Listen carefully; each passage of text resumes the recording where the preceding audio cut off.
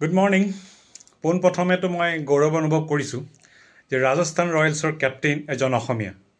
দ্বিতীয়তে, যদি কোনোবাই যোৱাকালি IPLখন উপভোগ কৰা নাই, বৈভৱ সূৰ্যবংশীৰ বেটিং চাবলৈ পৰা নাই, তাৰ কাৰণে মই দুখিত তেওঁলোকৰ কাৰণে। এই 15 বছৰীয়া যুৱকজনে 14 বছৰীয়া ৰেকৰ্ড এটা ভাঙিলে। ক্ৰিছ গেইলে 59টা ছিক্স কোবাইছিলে 2012 চনৰ IPLত, আৰু সেই ৰেকৰ্ড 15 বছৰীয়া বৈভৱ সূৰ্যবংশীয়ে 65 কৰি পেলাই এই ৰেকৰ্ড ভাঙি দিলে। গতিকে এটা খুব সুন্দৰ মুহূৰ্ত ভাৰতবৰ্ষৰ কাৰণে, যে এটা উজ্জ্বল নক্ষত্ৰ ভাৰতৰ টীমত সন্নিৱিষ্ট হ'বলৈ গৈ আছে।